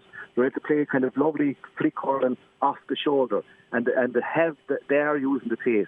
Now, where they're going to run into trouble is, as I say, they have to fight for the puck out, and when they're hit with tackles hard, like, you know, when these lovely passes are coming, in other words, to stop the run. That's what they're going to have. But, like, if they get it run in the championship, they could come overnight. Now, we're saying that for a good while, because it's a good while since Cork won All Ireland, but they are a very exciting team to look at, and they're but to me now, the first match against Limerick is going to be something else, because you're talking about a kind of a running short off the shoulder team against a team more or less the same, like Limerick the same, but a lot more physical and have that experience of winning. And like when you put out all the Limerick, when you get the whole team out together and the move well, they're still very hard to stop. They're scoring goals this year. That's the kind of difference between previous seasons, where, you know, in that Tip game at the weekend, they might have lost that a couple of years ago or last year. They are going for the jugular, because they have the pace. When the point is on, they're not taking. They're going that extra yard, drawing the man, and walking kind of, you know, the hand pass off the shoulder. It's like a football thing, really. Lots of the hurling crowd, the older generation, like they're wondering when are they going to hit the ball, even, you know, like hit a long ball. It's all about kind of possession, but they are good at it, and they have the pace to exploit it. And what was very nice against Tip was even the subs of Brahan, like the guys who kind of maybe get a bit tired up front, the subs of Brahan were very, very effective. So they are getting a room into their panel, and they're going to have about 20 players that they can use in the championship, which you need where the modern days go, and especially, like, you know, with all the with the running game that they have. But when they meet the championship, where they're going to get a hard tackle when they're making that run, that's when you really see what they're made of. You mentioned that tactical point in Cork Tip, the surrendering of the opposition puck out. Like, I think maybe in big football games, teams have reached a point where doing that maybe isn't wise. Do you think hurling is going to eventually develop that way, where surrendering the puck out just doesn't make sense? Well, Tipperary have played 2 games now against Limerick and against Cork, and they've more or less surrendered the puck out, and then, you know, kind of broke it down out the field, and pinned them, we call them turnovers. And, you know, like Galway, say last year, played a sweeper against Limerick, but it was very noticeable yesterday that they faced it straight up, and every puck out was contested and under the high ball. Now, Limerick are good under the high ball. It was very noticeable when Galway puck out, that Rodas go down on top of Joseph Cooney, wing forward. Now, he's a big unit, and he was under pressure on the high ball, but ball, they didn't mind. Galway seemed they didn't mind not getting the high. They were getting ready for the break of the ball. They seemed to have that worked out. Like big unit again, something like you know, Gareth Hegarty, big and strong and forceful. And that's the like kind of the outlet that they have on the long ball. Short ball is lovely, you know, if the opposition give it to you. But, like, you know, even against Clare yesterday, you'll be able to Quilligan playing and goals for Clare and playing well. But, like, when the puck out goes wrong and the opposition gets the ball bang over the bar, you know, that's when it breaks down, it looks terrible. So, but you have to live by it if you're going to run it, like Cork are sticking to it, I'd say, and they're going to stick to it. So it'll be interesting to see how the game goes on, like, and you know, they have the players. Limerick are still ahead of the posse, and the rest are chasing. But, like, Galway kind of showed proud to beat them. They could kind of at least give us a glimmer of hope, because for a while there they were unbeatable. It's very hard to stay unbeatable. I think in the long run it'll do John Kiely a lot of good actually to get beaten and just kind of, well, maybe say start again, but they're still the champions. Yeah, and then on the general thing, hopefully you're right as well about the free count diminishing as the weeks go by. Hopefully referees I think it will. That's gone down through the history of the GAA, like the start of the leagues. Like, you know, you'll see championship hurling where, you know, it'll be still kind of physical and, you know, tundra stuff, which we kind of need in hurling. We don't need it to be like a tennis match, ping pong, free here, free there. Like, we don't need that. We need the flow, and the sooner to get back to that, the better. Yeah, well, fingers crossed it actually turns out that way. Just very briefly before we wrap, Cyril, are you concerned about Clare at all? Obviously, Antrim last weekend and that collapse yesterday with all the off the field sagas that occurred over the course of the winter. It's impossible to separate those two things. It's only the league, but it hasn't been a good start to the league. No, it hasn't, but it's important that the lads over the team concentrate on the team. Like, they still have a good team. Like, now, yesterday, to be fair, Tony Kelly went off. You're missing Shane O'Connor, you're missing David Reedy, you're missing these kind of good lads, you know, that would be on the team. Now, they still played very well, and for most of the game, they were well on top. But in that, like, you have to realise that the Wexford free taking was an off day. You know what I mean? They should never have been that far behind. But they were, and Clare were quite happy. And if you were listening to the counter, they were kind of cruising. You know what I mean? Or seemed to be cruising the whole time. And the next thing they were hit with these goals. But like the modern day, like the likes of Simon Donoghue got a fantastic goal. He was playing cornerback yesterday, like number 4 in your back or number 2. That doesn't matter anymore. You have to be able to travel. And like Wexford are playing the kind of the short game, travelling with the ball, going forward and playing it across the pitch, working up together. And again, when it works, it looks lovely. When it breaks down, of course, they're all roared. Well, there's no one there to roar to really, but everyone is kind of upset at them. But like that's Davy's game, and he's not going to change. Like Kevin Foley will be back there. He mightn't like the word sweeper with Cod, whichever, like an extra defender. He's protecting the full back line, and they'll attack and draw. They did it yesterday. And like on song, they're a hard team to beat. Be interested to see themselves in Kilkenny win the meet again, like, because again they're two very physical teams. Cyril Farrell, great to have you with us this morning. Thanks a million. Well, pleasure is mine. Cheers, thank you. 8:47 on this Monday morning. Plenty of reaction across a number of sports this morning. Wayne Ryan has been in touch to ask us, how big is Clifford, lads? COVID break done him good. Letty Bai says, what do Limerick hurling and Munster have in common? Crying about refs when they lose. We'll put that one to Alan Quinlan in just a moment. James McCullough says, seeing his own, loves his scoring goalkeeper. Check out Mark Poom's 96th minute equaliser for Sunderland versus Derby County in 2003. I feel blessed I was there. Amazing header. I must check that one out. I haven't seen it. Paul says Mayo for Sam. It started. Mayo for Sam. What did they win by at the weekend? 11, 12, 13 points. They're the real winners at the weekend. They're the ones that have got off scot-free by not being in the green this morning in the performance rankings. Darren says up Kildare. Ger, are you like, is your lily white heart fluttering? It's just, you know, you don't want to get too carried away, but like, we're coming. A white storm is coming to sweep the filth off the streets, Owen.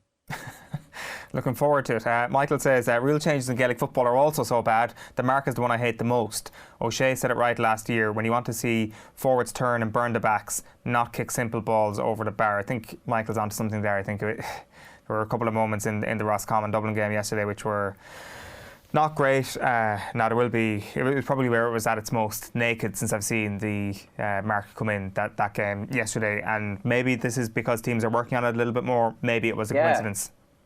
No, it's not a coincidence. They've had time to live with it. They've had a season of practicing it. They've had data analysis done. Like, I thought Gaelic football was evolving, like, was responding to the negativity of the blanket defence really well. Like, the best coaches had thought about what the best way to overcome that was.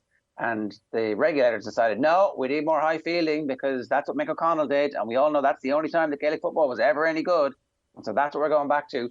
And now you're going to have lads chipping the ball into somebody on the edge of the 40. And they'll be like, well, that's not fair. You weren't supposed to do that.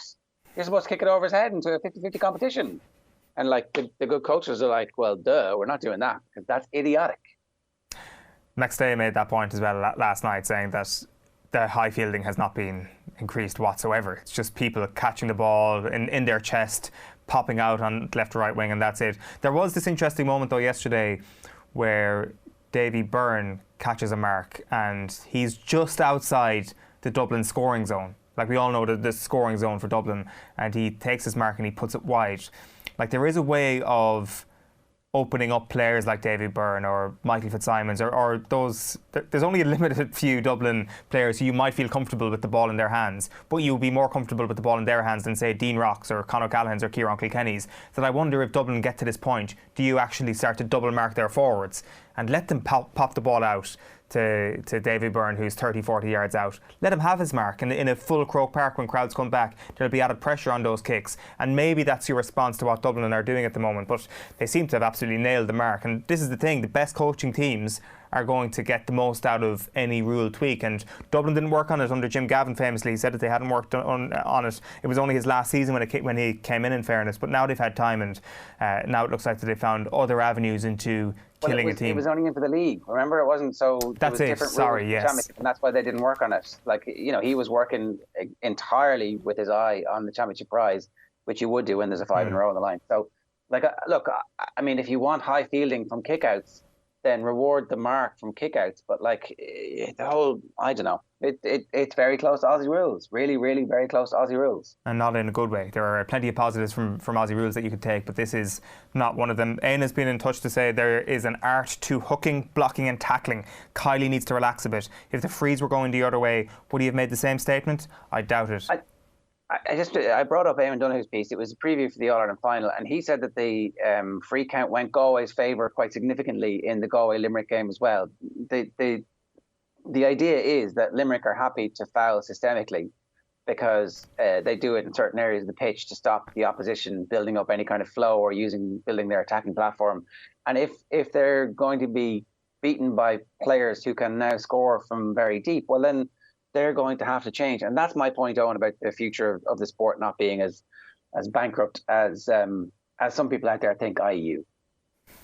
I'm not talking about it being morally bankrupt. I just think that it's got to a point where it's sucking the beauty and spontaneity out of its game. Every hurling man and woman will know that the beauty of hurling is in its spontaneity and its magic and its creativity, and that is being taken away somewhat because the free taker is now king, and nobody can get within a few metres of the free taker when it comes to their importance on the scoreline in every single game. And I just think it's a little bit too important. That is my point. And there are only a certain amount of frees that you can watch and be like, wow, you can puck the ball a hell of a long way. Fair play to you, and you can put it between the black spot. In fairness, it is an amazing skill, but everybody can do it at this point, is my take on that.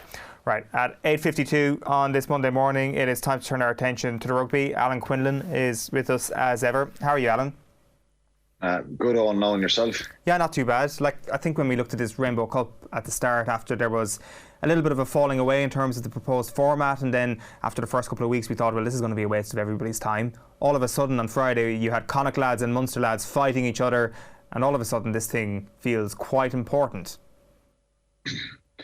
Yeah, it does. I think when we often ask about the bite and the derbies, are they gone? And we've seen evidence that in the last few years that they've been all nice, timid affairs. And but Friday night, I think there was a fair bite to that game between Connacht and Munster. Not surprisingly, because obviously there's a number of guys who played with Munster who'd be disappointed that maybe they were let go. Also, Connacht, after getting bullied the week before, I expected a reaction, an aggressive physical reaction, and a desperation, because Munster are a big scalp for them. And to be fair, they were brilliant. I was really impressed with the effort level, the commitment, the desire, all that kind of stuff, and the fight, not to be bullied themselves. So I like Andy Friend. I think he's a brilliant coach. I love his attitude to the way the game should be played, and he's done a great job in difficult circumstances with Connacht since he's taken over, and produced some brilliant performances. Consistency has probably been the key, and maybe staying at that emotional high pitch all the time. But they brought an emotion on Friday night which unsettled Munster. Surprisingly, I thought Munster they didn't get control. At no stage did they look like they were in control for a long period. I felt that, look, they were going to get themselves back into the game after conceding, particularly the try off the kickoff for Sammy Arnold. Bad mistake. And then the Marmion one was another bad mistake by Munster. But Connacht exploited that, and they took their two chances, and those 14 points were significant in the end. Obviously, Connacht won by 4 points, and Munster had 2 tries chalked off themselves. One of them correctly, the second one, I don't think so. I think the Peter O'Mahony one was pretty clear. Jack O'Donoghue takes out Pat Leahy. That should have been ruled out. The Andrew Conway crossfield kick, I didn't think that was clear and obvious, as the TMO Joy Neville said. I thought Caelan Blade's hand he was trying to poach the ball, and that he pulled the ball forward, but it wasn't clear and obvious. But look, aside from that, I think Munster were poor on the night and gave themselves a bit of a mountain to climb now, given that they were, potentially and they were in control of their destiny, win the 5 games, and they probably would have been playing a final. I know rugby prides itself on the whole sir and deference to the referee and stuff, and it's mostly it's very good. As sports fans, we don't want to change this in any way. But CJ Stander was having none of that in the post-match. He's like, look, I'm out of here. That referee, well, he stank, essentially. I mean, I'm paraphrasing, lest all the Munster fans get angry, but it was interesting to see somebody openly criticise the refereeing in the aftermath of the game. Yeah, look, I think I don't want to insult Connacht people because I'll have a barrage of abuse online if I start. But listen, he was shocking. The referee was absolutely shocking. More shocking for Munster, but shocking enough for Connacht at times as well. I think his whole attitude, decision making, positioning, some of the decisions were terrible. And Munster, rightly so, should feel aggrieved. I watched the game back twice, and I would implore the people who are going to say it's sour grapes or giving out about me saying this, go back and look at the game, take off the, look at it from an impartial point of view, and some of the decisions were really baffling. Munster's discipline was really poor at times. Their accuracy, when they got into good positions, they lost lineouts, they turned the ball over, they knocked the ball on. So they've no one to blame for themselves there, but there was a couple of real kind of crucial decisions. And look, anybody who knows CJ Stander, he's a very honest, open guy, and for him to come out with that, and I've been in that situation myself before where you go off a field and you're absolutely fuming. It is a tough job. There's lots of interpretations there, but the penalty count was 19-9 and against Munster. They were the team who had most of the possession, particularly for most of the second half. And, they're the ones that got penalised the most. But this will be separated, of course, now. People will take this as a headline.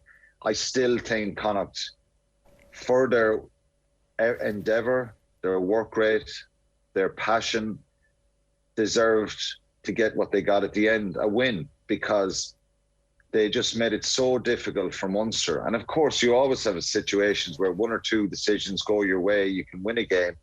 Look, if the knock-on wasn't given, Munster win the game, and Connacht are heartbroken. But Munster had previous with Dan Jones at the start of the year over in Scarlets as well. I think he pinged them off the park. And I genuinely, clear as day, remember watching that game on TV going, this is shocking. This is like, this guy actually doesn't like Munster. The decisions he's making, they're baffling. The penalising at the breakdown. Alan, if Munster have previous with a referee like that, then don't they come forewarned? And the second time around, yeah, there's some things you just can't do anything about. Some things you can't do anything about. If he's penalising one side for hindmost foot and he's not penalising the other side, and it's blatantly obvious that he's getting decisions wrong, particularly when Munster are on the attack. I think, what can you do about that? Of course, there were situations where the discipline needed to be better, but there was crucial decisions went against him, and that's why CJ Stander says it. So, you know what I mean? We're sick of bland interviews after matches. We're sick of guys saying the right thing, or the opposition are great and they're a great team. Nobody speaks the truth. Somewhere in the middle would be great, and I think that's what you got from CJ Stander. So look, that's the way it goes. You get the rub of the green, but if it was 2 other teams playing, I think I just think Dan Jones was poor, really poor, and it's not good enough at this level, And but flip that all over, and you let the emotion drop a little bit from CJ Stander's point of view, and probably Munster, they were probably seething. and you look at the mistakes they made.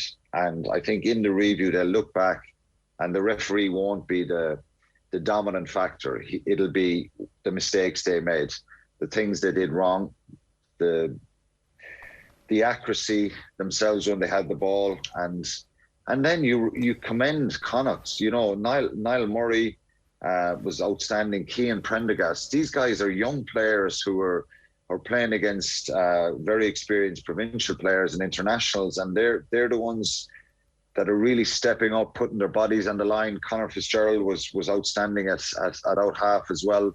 Loads of big performances from Connacht. So it seems like it's very unfair, but look, I just think the referee was really poor, and people can say what they like, that I'm saying it biasly or not.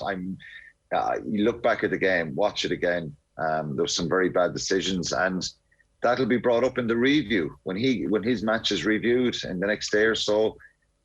Those points will be highlighted, but unfortunately, it's just too late again. So it is what it is. Munster have to try and beat Cardiff and away to Zebra, and hope that somebody beats Benetton. Benetton have. Maybe Connacht can do them a favour when they play Benetton. They go to play them over there next, and then Benetton are away to Ospreys. So, with all due respect, yeah. We've been talking about this, about how important it would be for Munster to win something, and now that the fact that there is going to be a final against the South African side, that would suddenly imbue the competition with an event and a trophy. And as soon as the news came through that there was going to be one of those big occasions, a big final, Munster have fluffed their lines, albeit, as you say, with the difficulty of the referee that they had the other night. All of a sudden, is this a competition that they really want to win again? It's not that the referee isn't a defining factor, but he was an issue. Let's get that straight. I'm not, at the end of the day, that was an issue. They have issues themselves that they crept back into some bad habits again, inaccuracies, lack of ruthlessness when they were close to the line. There was a Dennis Buckley turnover in the second half that, my God, it was. I was the king of offside, and I would have been loving to be in that situation. But look, ultimately they'll look at themselves and realise that they didn't manage the game well, and they gave away two very, very poor soft tries of their own making. Shane Daly, the first one, he comes in too close to the pod that's been lifted from the kickoff after scoring, and then Craig Casey gives a loose pass, and the ball is hacked through, and Kieran Marmion scores. So Leinster not getting the bonus points, they got a lifeline by that result, and unfortunately they didn't get the bonus point for themselves, and Munster still a point ahead of them. So when you look at the table, Benetton are 14, Munster 10, Ospreys 10, Glasgow 10, Leinster 9. So there is a few things that can happen in the last two games, but I think overall it'll be frustrating for Munster, and ultimately this one could cost them a lot, because they do need to win a trophy, as you said. And with all due respect to Benetton, if they get on and get a final, and it looks like it's the Bulls they'll be playing. The Bulls are on 13, Sharks are on 10. It's either Sharks or Bulls, but I think Bulls are in control. The Bulls are in control of that. That would it take away from the competition, or would you say that Benetton deserved to be there? In fairness to Benetton, they had a brilliant win in round one when they beat Glasgow convincingly. Then they played back-to-back games with Zebra, two tight games. They win that. They win both of those. So it'll be interesting the next few weeks. But I think the organisers would prefer maybe a Munster, an Ospreys, a Glasgow, or a Leinster to be in that final. But maybe that I'll give a little bit of motivation to Benetton there to continue on and win their 5 games and play the Bulls in the final. We'll tweet at Benetton Rugby just to make sure that oh God, I'll be like you saying Wales are useless before the start of the championship. So no idea what you're talking about.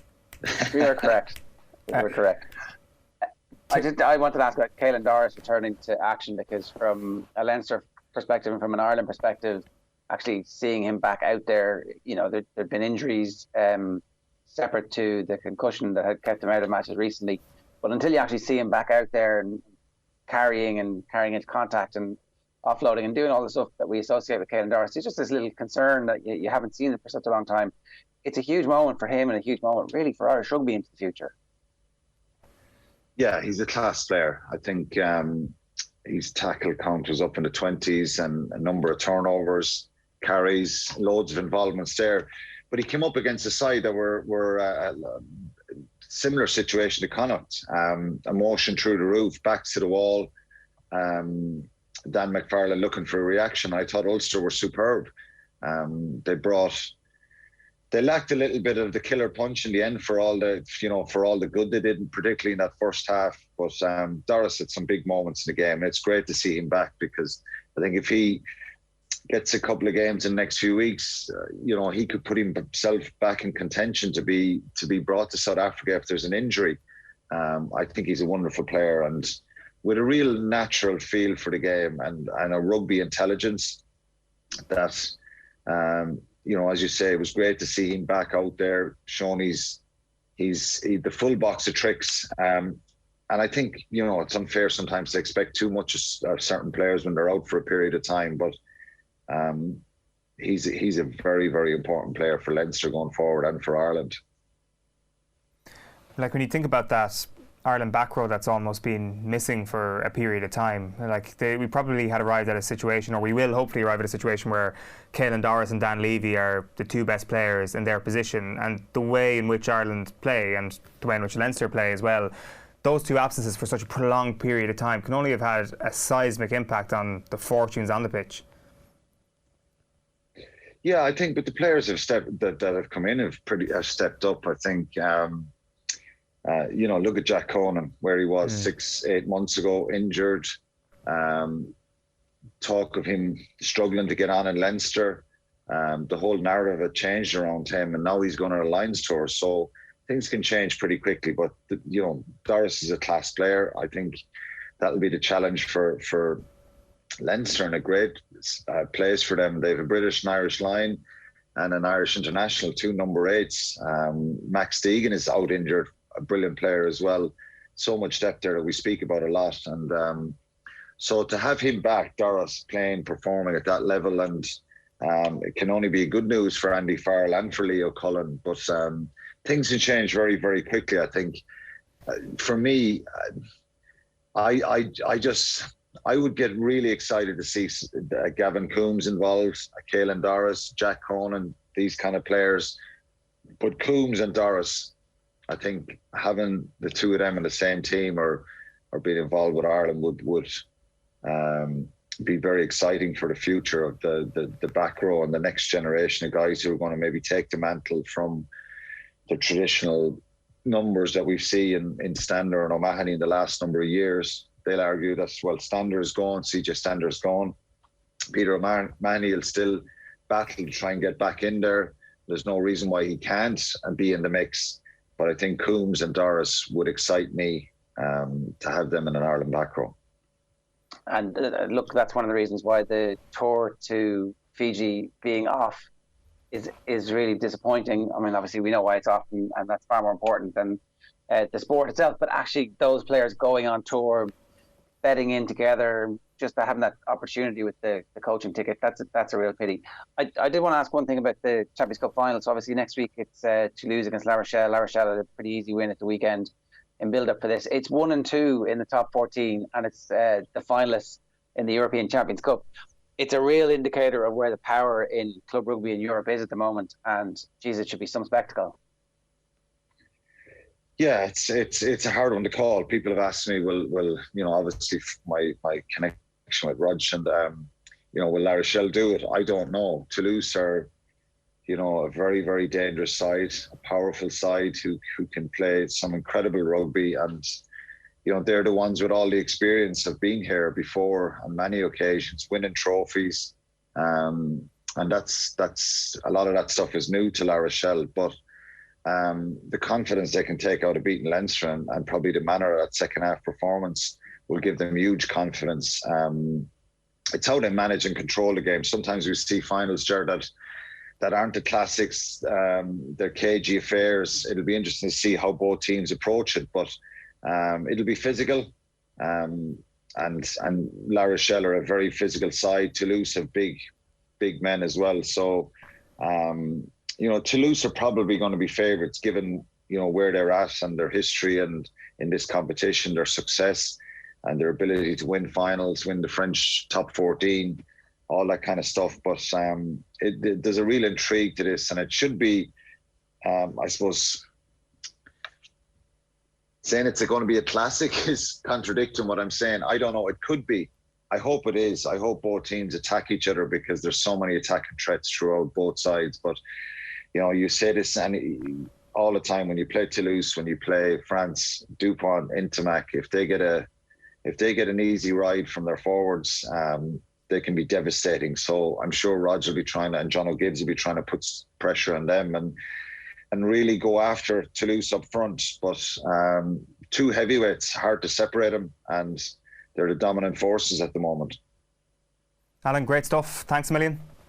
Cheers, lads. Thanks. Alan Quinlan there with us every morning here on OTB AM. He'll be back with us on Friday as well for a good old match preview for that, and plenty more besides. Let's let you know what's on OTB Sports Radio throughout the day. As ever, this is available on the OTB Sports app. From 1 o'clock, it's OTB Gold with former Donegal footballer Luke Keaney, State of the Union from 3 o'clock. 4 o'clock then is the Classic featuring the Dublin Dons, and from 6 o'clock tonight it is OTB Gold, and our interview with Lance Armstrong from 7 o'clock then off the ball is live on your radio and on the OTB Sports app, which you can get in the App Store right now. It is 11 minutes past 9 on this Monday morning. You're watching OTB AM. We are live in association with Gillette. Good morning start with Gillette, giving you the confidence to tackle the day ahead. We're going to hear from Brian Kerr on Spurs at 9:30, but we are back after these talking football with Anthony Moyles. OTB AM, Ireland's only sports breakfast show. Get the full show straight to your phone by subscribing to the OTB AM podcast wherever you get yours. OTB AM. Welcome back. It is 13 minutes past 9. We are turning our attention to the opening weekend of the Alliance Football League. Anthony Moyles, good morning. Morning, Owen. How are you doing? Yeah, very well. Let's start and go through this chronologically then.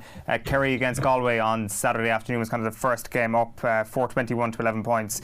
I think is probably just a scoreline that will have shocked a lot of people, Anthony, mainly because Galway were expected to not screw up the league as badly as they did after the pandemic last year. Yeah, well, they probably need to start over because, the one thing you can't do, I suppose, coming into a situation playing Kerry, whatever about any other team, but certainly Kerry, you can't bring a lack of intensity into it. And I think Galway just kind of brought that to the party. They came into the game. There was a bit of a kind of a challenge match type feel about it in the first even 5, 6, 7 minutes. Some of the scores Kerry got, Galway guys were close, but not close enough. I think they were abiding by the 2 metre COVID rule, and they certainly kept that going because, just not getting close enough, standing off Clifford, standing off Paudie Clifford, standing off Spillane, standing off fellas out the pitch. And Kerry came with an absolute unbelievable level of intensity. So you had one team which was definitely deficient. You had another team who were mad keen to set a marker and put a marker down, especially after the debacle of last year. And of course that just caused the rift. And you can see what happened. They just absolutely just blew them apart. And it's worrying for Porrick, because you're facing now next week a Roscommon team that had a decent performance against Dublin, and once you lose that first game, you're on the back foot. So it's worrying for him. I think there will be a response by them, and hopefully there should be. They'll get a fair kick up the behind this week, but Kerry could just do whatever they wanted with them on Saturday, and they did. The last time I've seen a team try and do